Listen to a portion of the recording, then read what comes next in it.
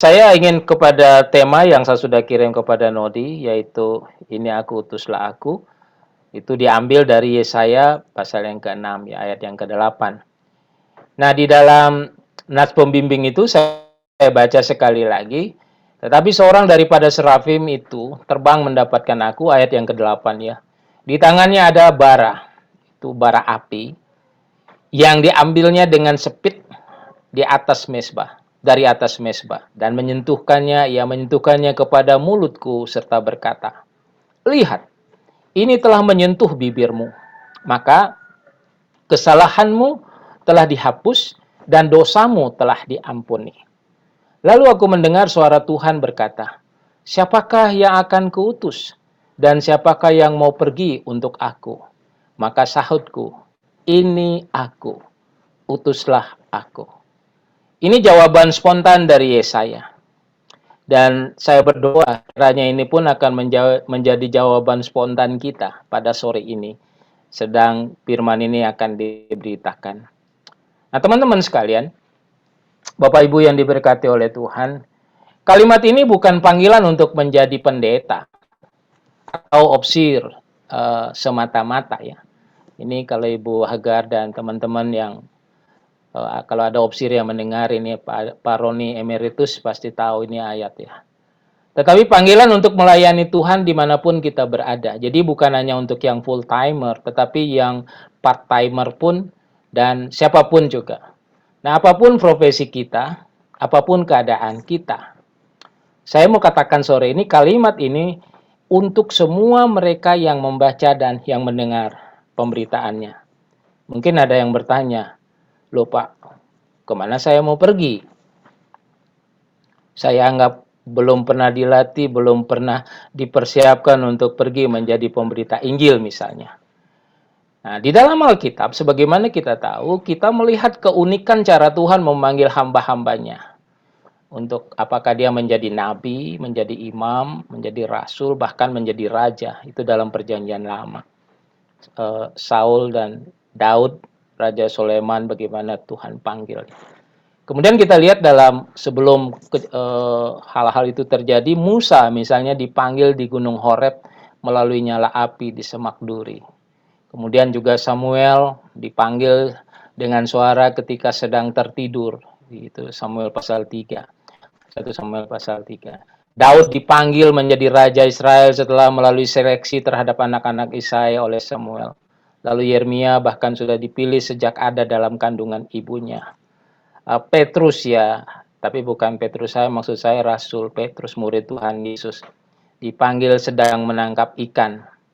Nah, saya dipanggil dulu menjadi opsir sedang saya sekolah di Bali ya, di sekolah saya di Widyapura. Matius dipanggil sedang memungut pajak, dan dalam memilih ke-12 rasulnya, Yesus pun melakukan dengan cara yang unik untuk setiap muridnya. Kemudian kita juga lihat Saulus yang kemudian menjadi Paulus di dalam Kisah Para Rasul dipanggil dengan cara yang ajaib juga pada waktu dia melakukan perjalanan ke Damsyik.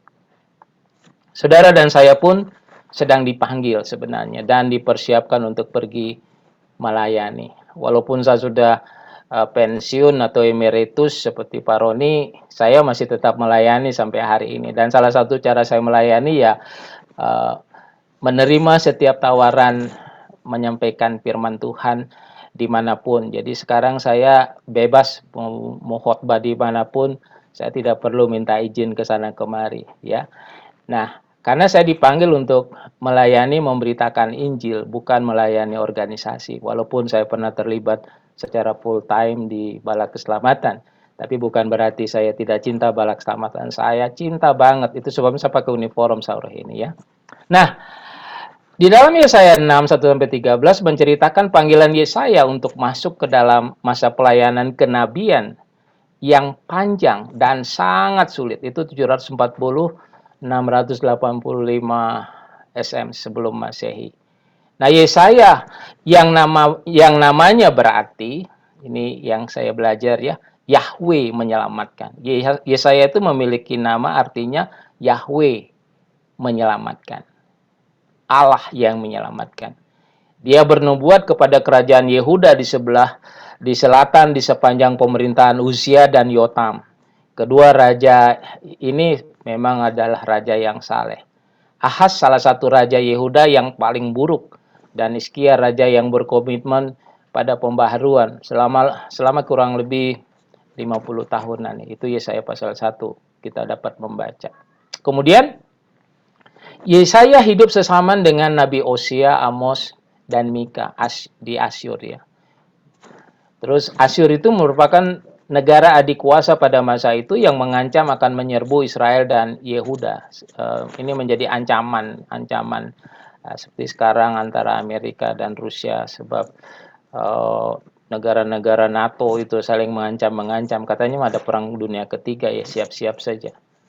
Lalu menurut tradisi, Yesaya berkerabat dengan Raja Uzia sehingga ia mudah masuk ke istana dan menjadi martir ketika mati digergaji oleh Raja Manasye. Kemungkinan yang disebut dalam Ibrani 11 ayat 37. Nah, selain kitab nubuat ini, Yesaya juga menulis riwayat Raja Uzia, Raja Hizkia, dan kedua kitab ini pun sudah tidak ada lagi dan tidak kita bisa baca.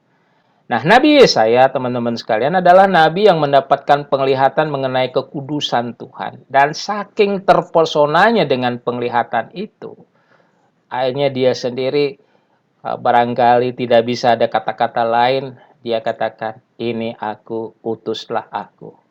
Nabi Yesaya tercatat sebagai satu-satunya nabi yang mengajukan dirinya untuk melayani Tuhan. Tanpa ada pemaksaan, karena begitu bara api itu menyentuh bibirnya, ia menjawab, ini aku, Tuhan, utuslah aku. Yesaya dipanggil dalam konteks ketika bangsa Israel sedang berada dalam kekacauan dan keterpurukan, karena sibuk berperang dengan bangsa lain. Coba bandingkan dengan dunia dan bangsa dan gereja-gereja di mana kita ada pada saat ini.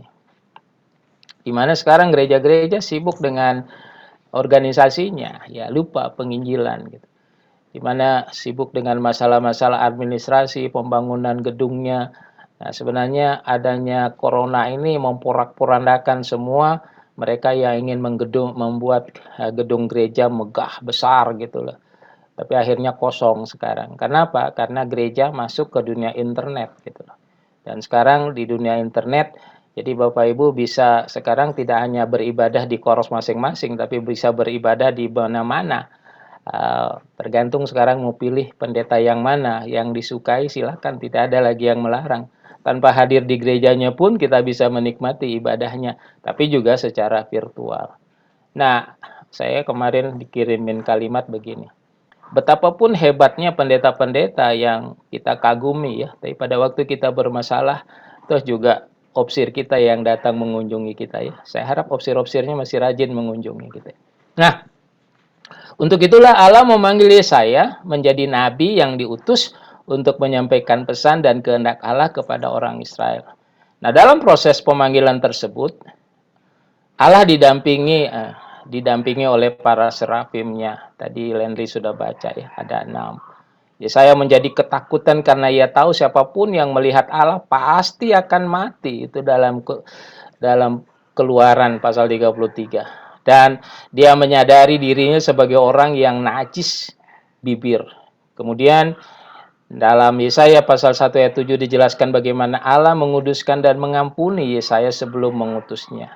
Nah, ini bagaimana Allah mempersiapkan orang-orang ya, mengalami pengudusan sebelum dipakai oleh Tuhan, mengalami penyucian sebelum dipakai oleh Tuhan. Demikian juga seperti para opsir, misalnya sebelum dia menjadi opsir diproses jadi prakandidat, kandidat, sekarang OMT, lalu dipusdiklat, digodok, kemudian diutus menjadi opsir.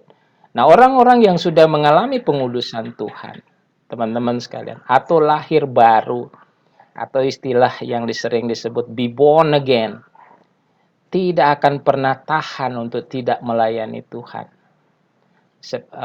Saya memakai istilah seperti orang kebelet ya. Mau kebelet mau ke belakang tuh nggak bisa ditahan lagi. Seperti Yesaya begitu dia disucikan, dikuduskan oleh Tuhan, bara api menyentuh lidahnya, dia berubah total 180 derajat. Di dalam perjanjian baru misalnya Di dalam Yohanes 15 ayat 3 ada kalimat di situ pada waktu Tuhan Yesus berbicara kepada para muridnya. Kamu memang sudah bersih. Artinya disucikan, dikuduskan karena firman yang telah kukatakan kepadamu. Jadi Bapak Ibu Saudara-saudara, bahwa firman itu bukan sekedar pemberitaan mimbar, bukan sekedar untuk pelipur lara, tetapi sebenarnya firman itu kalau kita benar-benar meresapinya seperti Yesaya, kalau kita benar-benar merenungkannya, pada pertemuan yang lalu saya menyebut dia benar-benar merema atau berinkarnasi di dalam hidup kita. Itu hidup kita pasti akan mengalami perubahan-perubahan. Jadi kalau orang Kristen ya, prajurit, ya, opsir setempat ya, kalau setiap dia melayani mendengar firman dan tidak ada perubahan dalam hidupnya, ya minta maaf saya agak curiga gitu loh. Jadi kebenaran firman Tuhan sore ini yang sudah mendengar firman, merema, berinkarnasi, harus berubah, mau tidak mau. 2 Korintus 5:17 katakan siapa dalam Kristus ia adalah ciptaan baru, itu berarti terjadi revolusi di dalam hidupnya, bukan saja sekedar transformasi tapi revolusi, jadi mendarah daging. Nah, kita harus mengamini kita, saudara dan saya, adalah orang-orang yang telah dikuduskan melalui pengorbanan Kristus di kayu salib. Itu sebabnya kita menjadi orang Kristen ya. Kehidupan kekristenan merupakan sebuah perjalanan menuju kekudusan yang dituntun oleh Roh Kudus Tuhan. Kemudian sejak kita diselamatkan, ya, percaya kepada firman, Roma katakan, dengan mulut engkau mengaku, dalam hati engkau percaya, engkau diselamatkan. Ya. Di situ tidak ada tata upacara gereja nih gitu. Dan kalau kita jadi prajurit itu bukan karena menjadi prajurit baru diselamatkan, sebelum menjadi prajurit kita sudah diselamatkan. Pada waktu kita mengaku, percaya, engkau diselamatkan. Nah, kita telah dikuduskan dan dibersihkan dari segala dosa masa lampau dalam kehidupan kita. Jadi jangan lagi terseret dengan masa lalu yang penuh dengan kegagalan, yang penuh dengan kepahitan, yang penuh dengan akar-akar kepahitan, yang penuh dengan kekecewaan. Mulailah melangkah sejak saya memberitakan firman ini dan itu merasa disentuh oleh Roh Kudus Tuhan, engkau menjadi orang yang dibaharui. Namun, ya seringkali juga kita masih terseret ke masa lalu kita. Lalu sesudah kita mendengar firman, apa langkah berikutnya? Langkah selanjutnya setelah kita dikuduskan adalah yaitu melayani Tuhan yang telah menguduskan dan menyucikan kita. Seperti Yesaya, begitu disentuh oleh bara api itu, dia katakan, ini aku, utuslah aku. Nah, setiap orang percaya dipanggil untuk mengemban amanat Tuhan di tengah dunia ini. Untuk memberitakan Injil, menolong yang lemah, merawat yang terluka, menghibur yang sedih, dan membawa damai sejahtera bagi setiap orang di sekeliling kita. Nah, kita tidak perlu masuk pusdiklat. Kita tidak perlu sekolah penginjilan. Di tangan kita ada alat yang kita bisa pakai untuk melayani. Ya, saya tidak tahu berapa di antara kita yang sudah mengirim, Nathan saya doakan kamu gitu. Walaupun tadi Ibu Agar bilang banyak yang mengirim ucapan selamat ya. Saya harap Ibu Agar lihat video yang saya kirim itu, saya pesan khusus itu video lagu Indianya itu ya. Saya kirim di grup kita ya. Itu anggap aja mewakili saya yang tidak tahu menyanyi gitu ya. Nah, kesediaan kita merespon panggilan Allah, siapa yang akan kuutus, harus didasarkan pada cinta kita kepada Allah yang ditunjukkan melalui pertobatan sejati, pengorbanan diri, kesetiaan, dan tanggung jawab yang tentu semuanya memerlukan komitmen yang kuat. Nah, setelah kita menerima pengudusan dari Tuhan, kita memenuhi standar dapat menjadi pelayan Tuhan di dalam hadiratnya. Nah, biarlah kita menjadi umatnya Tuhan yang selalu haus dan lapar akan Dia. Selalu rindu akan berada pada hadiratnya. Ini acara Minggu sore ini luar biasa, bagus sekali. Terobosan yang luar biasa Tuhan beri kepada Nodi dan teman-teman yang berani melakukan ini. Dan terobosan ini saya kira bukan hanya untuk kita-kita, tapi bisa dibuka untuk umum. Siapapun yang mau bergabung, ini jangan disimpan. Ini berita baik yang dapat diberitakan, bisa menjangkau di mana-mana teman-teman kita yang selama ini agak malas ke gereja karena memang COVID, tapi ya sebelum COVID juga sudah malas ke gereja. Jadi biarlah dengan cara ini Tuhan pakai ya. Nah, sekarang nggak ada alasan lagi untuk mengatakan saya nggak bisa ke gereja karena ini, tapi paling tidak mereka buka HP-nya, ada acara yang luar biasa Tuhan siapkan. Teman-teman sekalian, kalimat ini mari kita ucapkan bersama-sama. Ini aku, utuslah aku. Kita ucapkan bersama-sama. Ini aku, utuslah aku. Lalu, aku mendengar suara Tuhan berkata, siapakah yang akan kuutus? Dan siapa yang mau pergi untuk aku? Saudara-saudara telah berikrar di hadapan Tuhan. Seperti Yesaya, ini aku, utuslah aku. Yesaya bertemu dengan kekudusan Tuhan, dia memandang Tuhan yang kemudian membuka visinya, melihat dirinya najis dan dunia yang membutuhkan terang kasih ilahi. Sebelum bertemu dengan kekudusan Tuhan, mulutnya Yesaya penuh dengan caci maki. Dia bilang, celakalah ini, celakalah itu. Seperti tercatat dalam pasal-pasal sebelumnya. Lalu ia merasa dirinya benar dan yang lain salah, tanpa ada beban dan visi apapun. Ya, semua dia menyalahkan lingkungan. Ya, kenapa? Karena mulutnya najis gitu. Nah, teman-teman sekalian, nggak dapat dipungkiri kita juga sering seperti itu. Ya, tapi saya berharap dan berdoa sudah kita disucikan oleh Tuhan. Mulut kita penuh dengan pujian. Tidak ada lagi gosip, tidak ada lagi kata-kata najis yang keluar dari mulut kita, tetapi selalu yang memuliakan Tuhan. Tidak ada lagi pembenaran diri, berani minta maaf pada waktu kita merasa bersalah. Sekalipun juga kadang-kadang kita tidak bersalah harus minta maaf ya. Pengalaman saya melayani, walaupun saya tahu saya benar, tapi saya tidak mau ada hubungan yang retak, yang jelek, ya saya minta maaf. Diterima atau tidak diterima, maaf saya terserah. Yang penting saya sudah bereskan. Nah, pembenaran diri terrefleksi dalam kenajisan bibirnya, selalu mencari kesalahan orang lain, menuding dan menghakimi orang lain. Nah, kekudusan Tuhan akan menyucikan. Tadi Charlie mengawali ibadah kita dengan berbicara tentang berdiri di altar Tuhan, mengatakan kudus, kudus, kudus ya.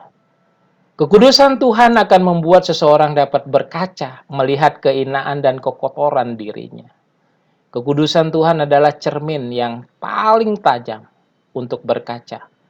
Orang yang belum pernah berkaca kepada kekudusan Tuhan hanya akan melihat celakalah dia, celakalah itu, celakalah ini ya. Tapi cermin kekudusan Tuhan akan membuat kita bertekuk lutut dan berkata, celakalah aku binasa. Sebab aku ini seorang yang najis bibir, penuh dengan dosa lidah, yang menyakiti hati orang lain yang belum percaya, hati sesama anggota tubuh Kristus, atau sesama prajurit, atau teman-teman yang lain ya, dan bahkan orang-orang urapan Tuhan ya. Itu para opsir, para pendeta, barangkali ya kita pernah melakukan kesalahan ya. Itu masa lalu. Kekudusan Tuhan akan menelanjangi semua dosa najis bibir, luar maupun dalam hati kita. Akhirnya setelah proses penyucian terhadap itu cermin, terhadap di hadapan cermin yang kekudusannya itu, maka mata Yesaya dan saya berdoa mata kita pun terbuka untuk kasih-Nya. Kalimat yang keluar dari bibir Yesaya, ini aku, utuslah aku. Bapak Ibu Saudara-saudara, setelah seseorang disucikan di hadapan kekudusan Tuhan, ia akan dimampukan mendengar panggilan Tuhan. Telinga rohaninya akan sangat sensitif. Dia tidak akan bisa melihat sesamanya menderita, sesamanya merintih. Selalu akan ada penawaran. Apa yang saya bisa buat untukmu? Pada waktu Tuhan katakan, siapakah yang akan kuutus dan siapakah yang mau pergi untuk aku? Seperti tadi saya katakan, Yesaya seperti kebelet, tidak ada jawaban lain karena dia tahu kalau Tuhan yang mengutus, Tuhan pasti akan memberi kemampuan. Tuhan akan penuh dengan proteksi, Tuhan akan penuh dengan berkat-berkat, penuh dengan perlindungan, penuh dengan jaminan. Jadi dia nggak perlu takut lagi. Nah, respon ini adalah yang dialami oleh setiap orang yang mau pergi untuk Tuhan, yang telah merubah hidupnya. Pertobatan keinsapan akan dosanya, merendahkan hati di hadapan Tuhan, disertai dengan suatu penyerahan hidup yang berlandaskan dari kerinduan untuk menyenangkan Allah. Ada pujian, Tuhan, ku mau menyenangkanmu. Menyenangkanmu. Ya. Orang tersebut, saudara dan saya akan mengatakan, ini aku Tuhan, utuslah aku. Bukannya berkata, oh dia aja yang suruh pergi Tuhan, jangan saya. Dulu di Pusdiklat, mungkin Ibu Hagar masih ingat nyanyian itu. Di mana-mana Tuhan panggil, di mana-mana Tuhan panggil gitu. Saya kerja di ladangnya Tuhan ya. Tapi bukan ke sana Tuhan, tapi saya mau di sini. Ya, padahal katanya di mana-mana. Nah, Allah menantikan perkataan ini untuk kita, dari kita ya. Dunia menantikan penyerahan. Sekitar kita sekarang menantikan kalimat lalu dari bibir kita, lalu bangkit berdiri dan pergi untuk Tuhan. Kita belajar dari krisis yang berkepanjangan saat ini. Saya sangat percaya akan terbit terang gilang gemilang, sebagaimana Yesaya mengalami bangsanya terpuruk pada waktu itu. Bahkan sekarang dunia terpuruk, bukan hanya bangsa Indonesia. Kita di negara ini penuh dengan berbagai dinamika, apalagi Omikron ini ekonomi tidak bangkit. Saya tidak tahu bagaimana saudara-saudara yang mengikuti ini ya. Bagaimana keadaan ekonomi saudara? Kalau di Bali karena bergantung dengan pariwisata ini, Leon dan Riana dan teman-teman di Bali tentu tahu sangat terpuruk, hotel-hotel kosong. Nggak tahu di Lombok ini si Stephen, hotelnya katanya penuh-penuh ya karena mau ada balapan di situ ya. Ya, ini tentunya pada berkat khusus. Harap mereka dilimpahi dengan berkat. Nah, jutaan orang percaya mengatakan, tetapi siapakah yang sungguh-sungguh mengatakan bukan hanya di bibir saja, melainkan dengan segenap hati dan hidupnya. Berani berkata, ini aku, utuslah aku. Saudara-saudaraku, sekarang lihatlah sekelilingmu. Di saat kita menghadapi krisis demi krisis atas bangsa ini, atas gereja kita di mana kita beribadah, atas rumah tangga kita, barangkali ada rumah tangga yang sedang berantakan, suami istri tidak bicara, suami istri pisah ranjang, ya mungkin ada pergumulan-pergumulan yang sulit untuk diatasi. Apa yang mereka butuhkan? Coba Bapak Ibu tawarkan. Sekedar hanya katakan, saya berdoa untukmu. Saya beberapa kali sedang saya merasa sendiri, ada tiba-tiba WA masuk. Pak, saya ingat dalam doa kenapa nama Pak Made langsung terlintas dalam pikiran saya. Saya langsung kaget. Kenapa dia tahu ya saya sedang dalam masalah. Walaupun dia tidak tahu masalah saya, tapi begitu dia doakan, saya tahu Tuhan sedang tertuju kepada saya. Seperti dua minggu lalu, dua murid bermasalah, mata Tuhan tertuju kepadanya. Di mana firman Tuhan direspon, saudara-saudara? Di mana firman Tuhan ditaati untuk dipraktekkan? Di situ ada mujizat, ya. Di situ ada transformasi kehidupan. Lingkungan kita akan berubah jauh lebih baik dan dahsyat, ya. Jika dimulai dari kita dengan mengatakan, ini aku, utuslah aku. Kemana? Mulai dari tempat kita di mana kita berada. Di Yakobus bilang begini, tetapi hendaklah kamu menjadi pelaku firman dan bukan hanya menjadi pendengar saja. Sebab jika demikian kamu menipu diri sendiri. Artinya, kalau kita mendengar firman, ini aku, utuslah aku. Tanya sama Tuhan, apa yang bisa kubuat Tuhan? Saya siap untuk pergi. Nah, Tuhan Yesus berpesan sebelum dia naik ke surga kepada para muridnya. Dalam Kisah Para Rasul 1 ayat 8. Kamu akan menerima kuasa kalau Roh Kudus turun ke atas kamu dan kamu akan menjadi saksiku di Yerusalem, di seluruh Yudea dan Samaria sampai ke ujung bumi. Mulai dari rumah tangga kita, di mana kita ada. Jika suami dan istri katakan, ini aku, utuslah aku. Suami melayani istri, istri melayani suami, anak-anak melayani orang tua, dan saling melayani, saling membantu. Oh, nyanyian PKW di mana Yesus tinggal ada bahagia. Lalu ke tetangga kita, Yudea, dan RT RW kita, dan seterusnya. Kemudian saya ingin mengutip satu ayat lagi sebelum kita akhiri.